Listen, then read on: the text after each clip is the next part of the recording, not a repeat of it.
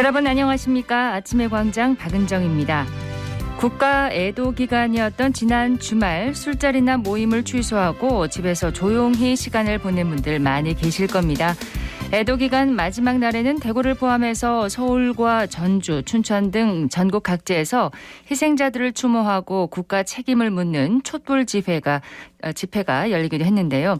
그런 우리에게 애도 기간 막바지에 들려온 매몰광부들의 생환 소식은 큰 위로와 희망이 됐습니다.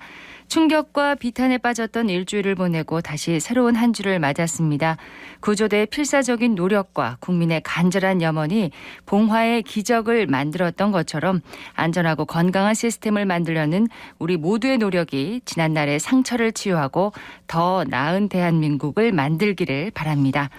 11월 7일 월요일 아침의 광장입니다. 먼저 이 시각 교통 상황과 날씨 듣겠습니다. 김현지 리포터. 네, 먼저 고속도로 상황 짚어드립니다.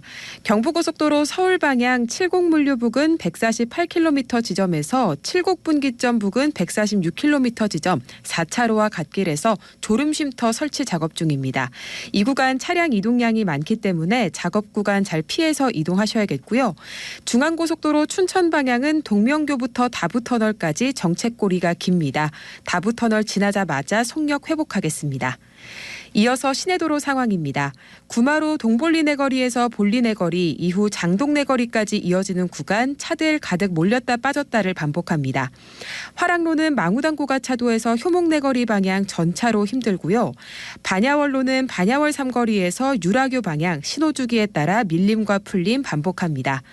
동부로는 동대구역네 거리 통과해서 신천네 거리까지 차들 가득 몰리고 있고요. 아양로 쪽은 큰고개 오거리에서 아양교까지 어렵게 지납니다.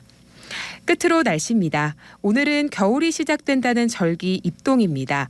낮엔 따뜻한 남서풍이 불면서 기온이 차츰 오르겠지만 아침엔 다소 춥게 느껴지겠습니다. 대구의 아침 최저기온 4도 기록했는데요. 한낮엔 18도까지 오르며 평년 수준을 회복하겠습니다. 한편 현재 경산과 포항엔 건조주의보 발효 중입니다. 당분간 대기가 계속 건조하니까요. 산불 등 화재 발생하지 않도록 주의하셔야겠습니다. 현재 기온은 4.1도, 습도는 84%입니다. 지금까지 김현지였습니다. 지역 시사정보 프로그램의 중심, KBS 대구 제1라디오 아침의 광장을 듣고 계십니다. 월요일 아침의 광장입니다. 8시 33분 향하고 있습니다. 오늘 아침 지역의 주요 뉴스부터 살펴보겠습니다. 뉴스민의 천용길 기자, 매일신문의 배주현 기자 함께합니다. 두 분 어서 오십시오. 네, 안녕하십니까. 무궁화호 탈선 사고 소식부터 좀 전해드려야 될 것 같습니다. 네, 어제 저녁 8시경에 서울 영등포역에서 무궁화호 탈선 사고가 발생을 했는데요. 이 승객 275명이 탑승을 했는데 이 탈선 사고로 인해서 이 경상자 25명이 발생했습니다. 때문에 지역을 오가는 열차도 운행이 중지되거나 지연되고 있는데요. 이 코레일 등에 따르면 이 동대구역을 거쳐서 서울로 가는 KTX 상행선 5편과 또 서울에서 동대구와 부산 등으로 가는 이 KTX 새마을호 무궁화호 하행선 8편이 운행이 중지가 됐다고 밝혔습니다. 네. 또 KTX 하행선 일부 열차는 지금 30-40분 정도 이 지연해서 운행하고 있다고 설명을 했는데요. 지금 무궁화호 탈선 사고 그리고 열차 작업 중에 또 노동자가 그렇습니다. 다치는 일까지 있었는데 모쪼록 이 코레일 쪽에서 열차 안전과 관련해서 이 조치를 제대로 좀 취해야겠습니다. 네, 오늘 열차 이용하실 분들은 시간 확인 다시 한번 하시고 출발하시기 바랍니다. 자, 봉화 광산 매몰광부 구조 소식 전해드려야겠죠? 네, 봉화 광산 매몰 광부들이 기적적으로 생還했습니다. 만 9일하고도 5시간 221시간 만에 귀환인데요. 이들은 지난 4일 밤 11시 3분쯤에 구조됐습니다. 이들이 기적적으로 생還한 데는 12년 베테랑 광부 박 씨의 경력이 한몫을 했다고 합니다. 이들은 최초 작업 지점 인근에서 발견이 됐는데요. 네. 작업 반장 박 씨는 구조를 기다릴 만한 곳이 들어온 입구여서 그쪽으로만 나갈 수밖에 없다는 있다는 걸 알았기 때문에 사고 발생 때 작업하고 있었던 제1수갱 3편 작업장 인근에만 머물렀다고 합니다. 안에서 불도 또 피웠더라고요. 네, 맞습니다. 고립 기간 중 체온을 유지하기 위해서 주변 마른 나무들로 모닥불을 피웠다고 하고요. 또 비닐과 마른 나무로 천막을 만들어 바람을 피하고 바닥에 흐르는 지하수가 몸에 닿지 않도록 패널을 깔아 체온을 유지했다고 합니다. 또 작업 때 챙겨갔던 커피 믹스와 10리터 물을 나눠 마셨던 둘은 식수가 떨어지자 갱도 내 지하수를 마시면서 버텼다고 했고요. 네. 또 안동병원으로 이제 구조된 이후에 순차적으로 이송이 됐는데 둘 다 건강 상태가 양호해 곧장 일반실로 옮겨졌다고 합니다. 그리고 지난 5일 이철우 경북도지사가 병원을 방문했는데 당장 하고 싶은 게 뭐냐고 묻자 밥 한 그릇 하면서 소주 한 잔 하고 싶다며 또 바로 부모님 산소를 찾아뵙고 싶다고 말했다고 전해졌습니다. 무엇보다도 또 희망을 놓지 않은 것이 구조될 수 있었던 또 중요한 이유가 아니었나 싶습니다. 네, 맞습니다. 이들은 이제 고립 당시에 뭘 해보든지 해보면 길은 있을 것이다라는 그런 희망을 계속 가지고 갱도 안을 돌아다녔다라고 했는데요. 또 두 사람은 사고 이틀째부터 사흘째까지 괭이로 램프웨이 즉 하단 갱도 구간 10여 미터를 계속 파냈다고 합니다. 그렇군요. 또 우회할 수 있는 관통 갱도가 있지 않을까 싶어서 들어갈 수 있는 갱도마다 전부 들어가서 확인을 하기도 했다고 하고요. 또 지상과 소통을 해보려고 갱도 내 파이프를 번갈아 가면서 뭐 7번씩 40분 정도 때리기도 하고 거기 누구 없냐고 소리를 내지르기도 했다고 합니다. 네. 그리고 무엇보다 제일 두려웠던 것은 좀 이마에 달린 안전등 배터리 소진이었다고 전했는데 구조되던 날 두 사람의 안전등이 모두 깜빡깜빡하면서 동시에 소진 신호를 알렸다고 합니다. 예. 정말 기쁜 소식이 아닐 수가 없습니다. 건강 잘 회복하시길 바라고요. 소식 하나 더 듣겠습니다. 네, 지난주 전해드렸던 소식인데요. 이 직원 몰래 책상 밑에 부적을 붙여서 이 갑질 논란이 일었던 이 대구 수성구립의 한 도서관장이 직위 해제됐습니다. 그렇습니까? 네, 이 수성문화재단이 위탁 운영하고 있는 도서관인데 어제 수성문화재단이 노사협의회를 열어서 이 부적 사건과 갑질 논란에 대해서 이 논의를 한 이후에 이 관장을 직위 해제했다라고 밝혔습니다. 이 조만간 수성구청에서 감사가 이뤄질 예정인데 이 감사 결과에 따라서 해당 관장에 대한 이 징계를 결정할 계획이다 밝혔습니다. 근데 부적을 붙인 것만으로 직위 해제의 원인이 되지는 않았을 거 아닙니까? 네, 애초에 부적을 부착했다가 이 직원이 좀 고통을 호소했는데 이를 좀 나몰라라 이게 뭐가 문제냐라고 이 발뺌을 하다가 뒤늦게 좀 확인이 됐습니다. 뒤이어서 직원들이 그동안 이 해당 관장이 행해졌던 여러 가지 갑질 논란을 또 제보가 이어졌거든요. 네. 그러니까 뭐 개인적인 심부름을 시킨다든가 이 개인적인 심부름에는 화분 배달도 있었고요. 이 공금에 대한 유용 문제까지 여러 사건에 대한 제보가 좀 들어왔는데 지금 수성구청에 이 감사도 있지만 수성구 의회가 행정사무감사를 또 준비 중인 기간입니다. 네. 이 지난 이 금요일이었죠. 이 보도 이후에 이 수성구의원들이 이 관련해서 질의를 하겠다, 이 감사를 하겠다라고 하는 요청도 계속해서 나오고 있어서 이 수성문화재단도 좀 빠르게 이 조치를 한 것으로 보이는데 제가 뭐 취재를 해보면 한 1년 전부터 수성문화재단에 이 고충을 호소했는데 그동안 이 문제 해결이 잘 되지 않아서 문화재단의 조처 또한 이번 뭐 감사 대상이 되지 않을까 싶습니다. 직위 해제됐지만 감사는 있을 것으로 보이겠네요. 네. 예. 자, 이슈 토크로 넘어가도록 하겠습니다. 오늘 짚어볼 이슈는 뭔가요? 네, 10월 항쟁 등 한국전쟁 전후 민간인 희생자 문제와 관련해서 이 대구에서는 처음으로 이 국가 차원의 피해자 유해 발굴이 이뤄질 예정입니다. 이 진실하위위원회는 가창골 외에도 이 대구와 경북 4곳에서 유해 발굴이 추가로 가능할 것으로 보고 있는데 이번 유해 발굴의 의미와 이 과제를 한번 짚어보겠습니다. 민간인 희생자 유해 발굴 드디어 대구에서도 이루어지는군요. 네, 맞습니다. 대구에서 처음으로 국가 차원의 민간인 학살 피해자 유해 발굴이 이루어지는데요. 대구 10월 항쟁과 보도연맹 사건 등 한국전쟁 발발 전후의 학살 장소로 알려진 대구 달성군 가창골에서 유해 발굴이 본격적으로 추진됩니다.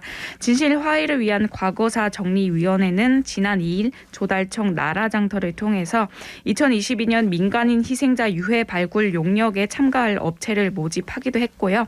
또 이번 용역에는 사업비 7억 9천만 원이 투입됩니다. 대구에서는 지난 1960년, 61년 사이 민간 차원에서 유해 발굴이 이루어진 적은 있으나 국가가 나서는 것은 이번이 처음입니다. 네, 국가 차원에서 첫 발굴이라면 이전에 이제 민간 차원에서는 유해 발굴이 이루어졌다는 뜻이네요. 네, 앞서 이 배 기자가 설명한 것처럼 1960년에 4.19 혁명이 일어나고 나서 민간인 희생자에 대한 유족회가 결성이 됐습니다. 이때 유족회가 좀 달성군 가창면과 이 공산면 또 송현동, 볼리동 등지에서 고용된 인부들만으로 전문가 없이 이 발굴을 진행했었습니다. 네. 그 결과 1961년 3월에 송현동 인근에서 두개골 수십 개와 학살 당시 사용됐던 것으로 추정되는 이 총탄 그리고 삽 등이 발견되기도 했습니다. 그러면 이번에 발굴이 이루어지는 달성군 가창골은 어떤 곳입니까? 가창골은 한국전쟁이 발발한 1950년 대구 형무소에 수감 중이던 10월 항쟁 관련자와 제주 4.3 및 여수 순천 사건 관련자들까지 포함해 수천 명이 학살된 곳으로 알려져 있습니다. 한국전쟁 발발 직후 6월에서 7월 사이 집단 학살이 벌어졌는데요. 하지만 1959년 가창댐 건설에 따른 수몰로 희생자들의 백골조차 찾기 어렵게 됐습니다.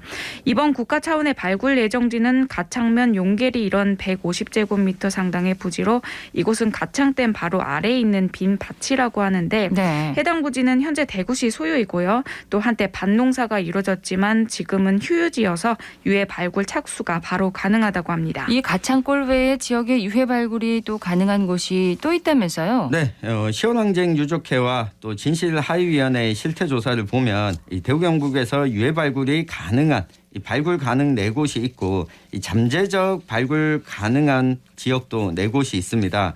이 발굴 가능 지역은 증언과 사전 시굴 조사 등으로 유해 매장 위치가 좀 특정되고 이 토지 이용 계획과 접근성 등이 즉시 발굴이 가능한 곳입니다. 네. 이 잠재적 발굴 가능 지역은 유해가 묻힌 것으로 추정이 되지만 지점은 특정할 수 없고 이 발굴에 좀 장애 요소가 있는 곳을 지칭합니다. 하지만 이 8곳을 다 이제 조사할 수 있는 거네요. 해당이 되는 건가요? 그렇습니다. 8곳은 뭐 조사를 해보면 유해가 나올 수 있기 때문에 조사가 가능한 곳입니다. 구체적으로 어디입니까? 네, 가창면 상원리도 발굴 가능하다는 판단을 받았습니다. 이 경북에선 코발트 광산 민간인 희생 사건이 발생한 경산의 평산동 또 김천형무소 재소자 희생 사건과 관련된 이 김천시 구성면 송중리도 이 발굴 가능 지역으로 분류가 됐습니다.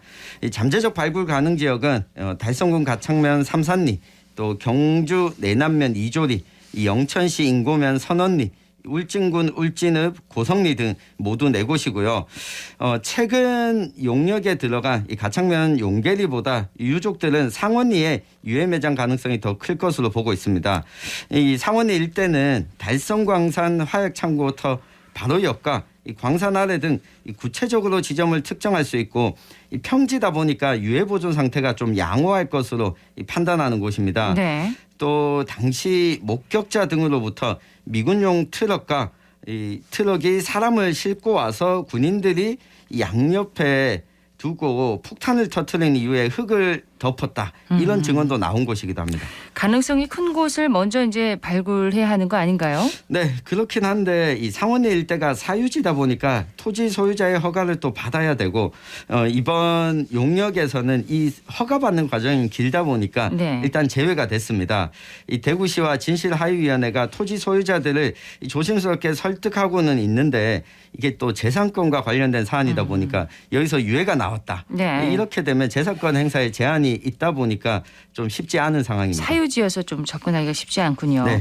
대구는 올해가 시작인데 이제 유해 발굴 작업이 순조롭게 이루어져서 70년 원혼들을 좀 달래줄 수 있으면 좋겠네요. 네, 맞습니다. 유족들은 학살이 좀 너무 오래전에 있었던 일이라 유해가 온전히 남아있을지 걱정된다고 우려를 내비치고 있습니다. 대구에서 국가가 주도해 유해 발굴에 나서는 것이 처음인 만큼 작은 뼈조각이라도 나오길 바란다라는 그런 심정이고요. 또 대구 경북에 지역에는 상원리와 가창면, 용계리를 포함해 53곳의 유해 매장 추정지가 있습니다. 하지만 매장지를 특정할 수 있어서 발굴이 가능한 곳은 아까 말씀드린 8곳 뿐입니다. 네. 나머지는 유해가 유실됐을 것으로 추정되거나 지형이 변해 매장 당시 모습을 찾아볼 수 없는 곳, 또 장소에 대한 증언이 부족하거나 증언이 있더라도 매장 추정 범위가 넓어 장소를 특정할 수 없는 곳들입니다. 진실 화해인은 더 많은 지역에서 유해 발굴이 이뤄질 수 있도록 발굴 사업비를 올해 6억 원에서 내년도 8억 원으로 늘렸습니다. 또 별도로 기획재정부도 내년 지방자치단체 보조사업 예산으로 11억 원을 편성하기도 했고요. 네. 또 진실 화해인은 11월 중 전국 17곳 시도와 모든 기초자치단체에서도 내년도 추가 발굴 사업에 참여할 의향을 묻는 수요 조사를 진행을 하고 또 이를 토대로 내년도 2분기까지 사업 계획을 세울 방침입니다. 한국 전쟁을 전후해서 일어난 민간인 학살 사건에서 대구와 경북을 비롯한 경상도의 피해가 가장 컸다고 들었는데 유해 발굴 작업이 너무 늦은 감이 있네요. 맞습니다. 1945년 해방 이후에 1946년이었죠. 10월 항쟁이 벌어진 곳이 이 대구와 경북 지역이 중심이었다 보니까 이들이 형무소에 많이 또 붙잡혀 가 있었습니다. 예. 특히 또 전쟁이 일어나고 나서 낙동강 전선에서 이 전선이 오가는 곳이 또 대구와 경북 지역이지 않았습니까? 그렇죠. 때문에 예비검소, 언제 범죄를 저지를지 모른다. 언제 인민군의 편이 될지 모른다. 이런 대상이 훨씬 더 많았다 보니까 이 집단 학살이 많았고요. 또 경북 산지와 농촌에서는 이 6.25 전쟁 이 전선이 오락가락하는 와중에 낮에는 군경이 이 좌익 혐의자를 또 색출하고 밤에는 빨치산들이 또 나타나서 이 총부리를 겨누기도 해서 이 사이에서 억울하게 희생된 사람들이 많았습니다.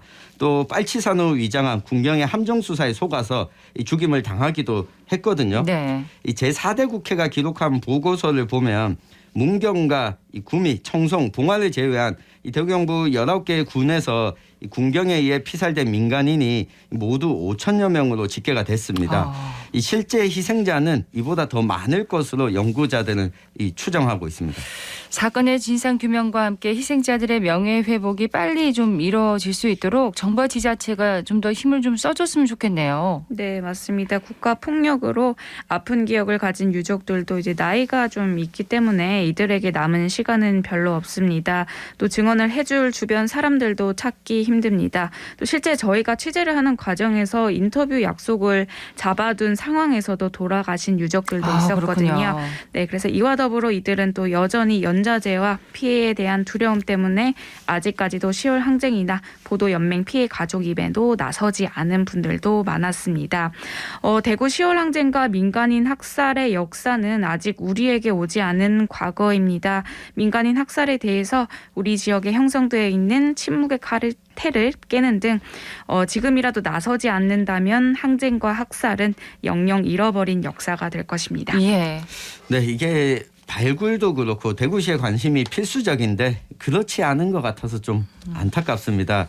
올 초에 진실화해위원회가 각 지자체의 이 진실규명과는 또 별도로 이 일을 기억하고 있는 사람들에 대한 구술체력 사업 공모를 전국에 했습니다. 네. 이 대구는 워낙 희생자가 또 많다 보니까 진실화해위원회가 대구시에 따로 안내까지 했는데 대구시가 신청하지 않았거든요.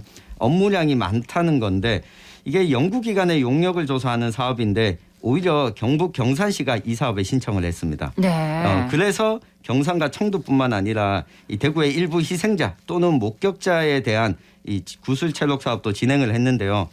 제가 이 연구에 참여를 하고 있는데 이 100세가 넘은 분부터 가장 젊은 분이 80대 초반이었습니다. 네. 시간이 더 지나면 기록하는 것 자체가 불가능하고 이 기억을 하기도 어렵기 때문에 시간이 더 지나기 전에 이 대구시가 이 발굴 사업에도 이 적극 좀 나서주길 네. 바라고 있는데요. 앞서 이 언급해 드린 것처럼 이 발굴의 경우에는 이 사유지도 있다 보니까 이에 대한 예산 확보가 진실화해위원회 예산도 있지만 지자체가 예산을 얼마나 더 확보하느냐에 따라서 이 발굴 범위가 달라질 수 있거든요. 그렇죠. 이 내년에는 대구시가 좀 적극적으로 나서주길 기대하겠습니다. 네, 정부의 노력뿐만 아니라 지자체의 협조와 또 적극적인 좀 노력이 좀 네. 필요할 것 같습니다. 가창골 유해 발굴이 본격화됐다는 소식 정리해드렸습니다. 뉴스민의 천영길 기자, 매일신문 배주현 기자였습니다. 두 분 고맙습니다. 감사합니다.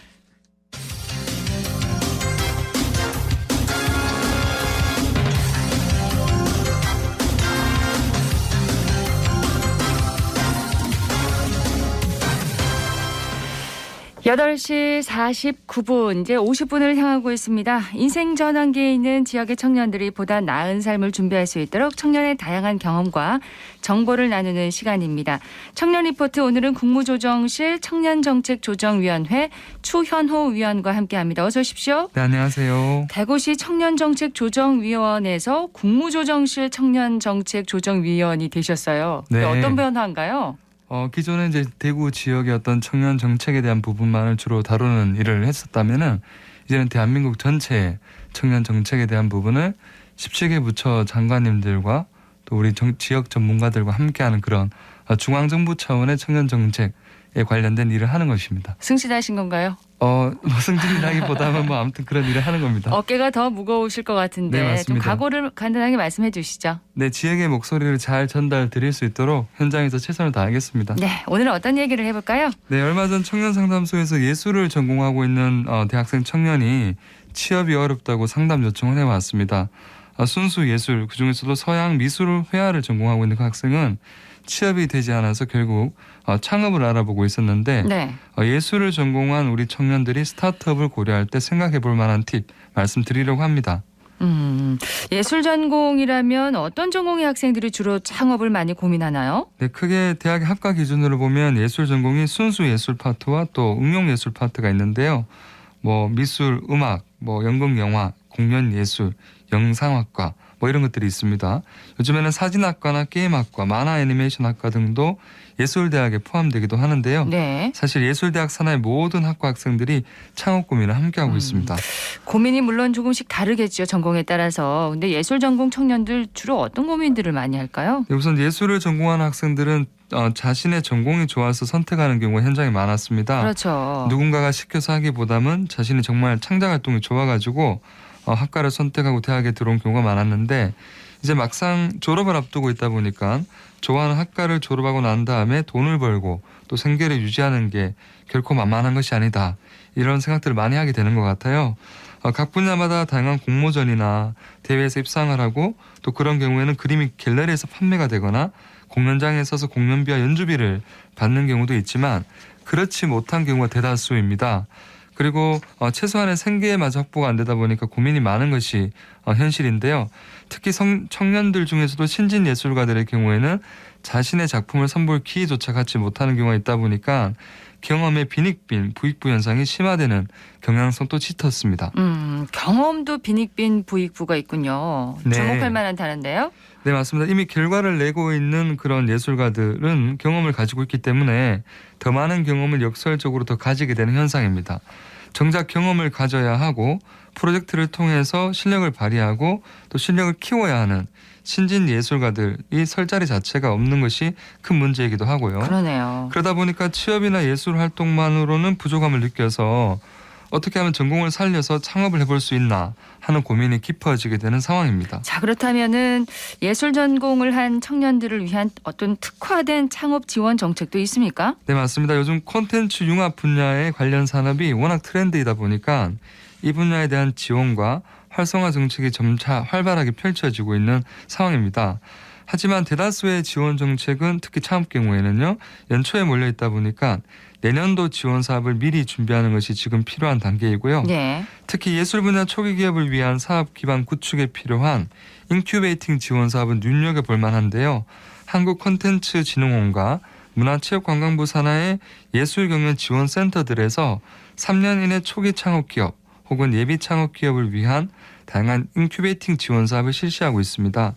그 대체적으로는 서류 심사를 하고 발표 심사를 거친 후에 인큐베이팅이라고 불리는 과정을 거치게 되는데요. 인큐베이팅요? 네, 인큐베이터는 이제 아이들을 우리 그 인큐베이터 시설 속에서 키우는 네. 영향을 주고 그렇듯이 스타트업도 처음에는 이제 혼자 설기가 힘들다 보니까 그 기업 창업 이후에 필요한 자금이나 컨설팅, 멘토링 등을 지원하는 과정을 인큐베이팅이라고 하는데 이 인큐베이팅이 끝나고 나면 투자 연계까지도 이제 이어주게 되는 그런 원스톱 솔루션이 지금 많이 지원 정책으로 실행이 되고 있습니다. 네, 특별히 뭐 고려해야 할 점이 있을까요?